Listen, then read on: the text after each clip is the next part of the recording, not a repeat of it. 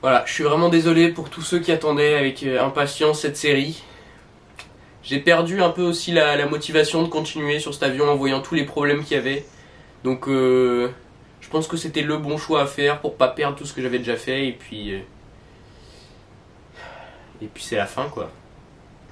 Merci à tous ceux qui m'ont suivi depuis le début de cette construction. Et puis dans les prochaines semaines, les prochains mois à venir, vous verrez le commencement de ma prochaine série d'un gros avion, donc même plus grand que celui-là, il fera 1m80, 90 d'envergure. Ce sera pas malheureusement un avion de ligne parce que pour le moment c'est trop compliqué pour moi. Il y a trop de travail à faire sur la solidification d'un avion de ligne comme celui-ci, et le coût des matériaux et de l'électronique est trop important pour pouvoir faire voler ce genre d'avion. Voilà, je vais vous montrer l'avancement actuel. Donc au niveau de l'empennage, on a la dérive, la profondeur qui est installée. Et j'avais commencé à fermer le fuselage. Autour, il y avait mes câbles qui étaient passés. Dessous, par contre, rien ne fait encore. À ce niveau-là, on a ça qui est taché, mais bon, à la limite, c'était pas très grave. Le dessous qui était à faire complètement pour la fixation d'aile. L'avant qui était terminé, mais bon, on peut voir ici, cet endroit-là, il y avait un gros gap et c'était pas terrible. Même il y avait cette pièce-là qui venait bloquer. Il y a tout l'avant qui est un peu démoli. C'est pas terrible, mais bon. Alors encore, le fuselage, c'est pas le pire. Si on parle du nez, le nez, lui, était assez bien. Il était bien fini à l'intérieur. Je pense juste que le train d'atterrissage avant aurait peut-être pas résisté au premier atterrissage, mais bon, à part ça, ça devrait aller. La structure interne n'était pas trop mal. Les cerveaux fonctionnaient bien, les trappes, le système fonctionnait bien. Donc le nez, franchement, rien à dire là-dessus, c'est pas mal. Et là, le plus gros problème, on y arrive, c'est l'aile. L'aile, donc j'ai énormément de problèmes déjà de rigidité. Comme vous pouvez le voir, j'ai un premier longeron qui est en balsa, mais beaucoup trop fin. Il n'est pas du tout assez haut, il devrait faire la hauteur des nervures jusqu'ici.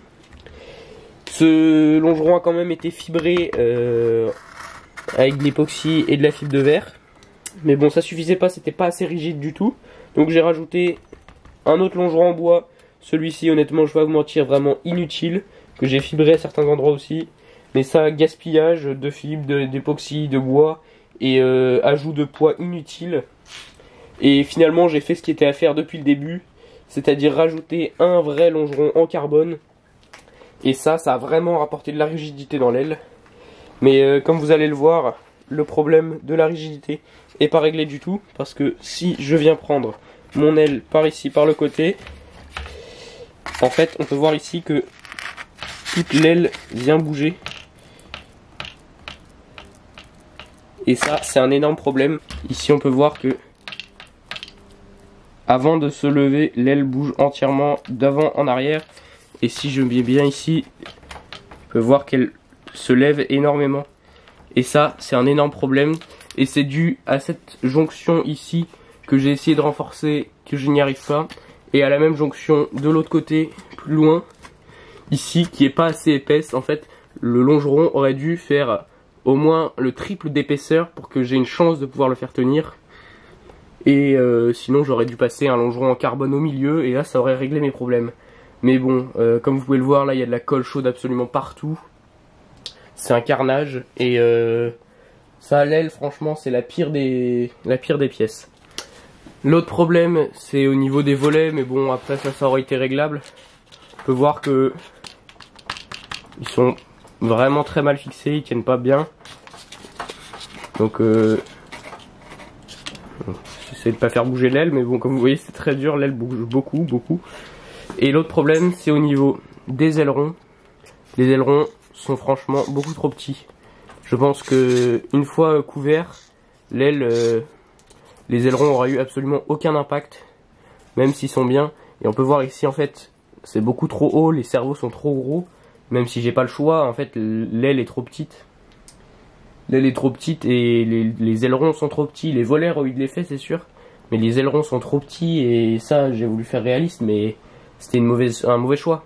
Et ça pouvait juste pas marcher au final.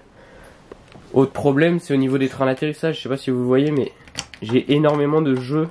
Si je fais pas bouger l'aile, mes trains d'atterrissage ont énormément de jeux. Et en fait, ils peuvent au final même quasiment tourner sur eux-mêmes. Et Bon, à part ça, j'aurais pu rajouter une plaque en bois qui se rend jusqu'au longeron. Ça aurait probablement aidé à renforcer ça. Et à l'atterrissage, ça aurait probablement pas cassé, mais bon. Voilà, c'est ça. C'est la fin, c'est comme ça que ça se finit. C'est triste, mais c'est stratégique. Et puis les pièces de cet avion, les trains d'atterrissage, les cerveaux, tout ça, ce sera réutilisé dans un autre avion. Et puis j'espère que vous aimerez la suite, quoi. Cet avion-là, c'est fini. C'est la fin, et moi je vous dis à plus pour une prochaine vidéo. Allez, peace.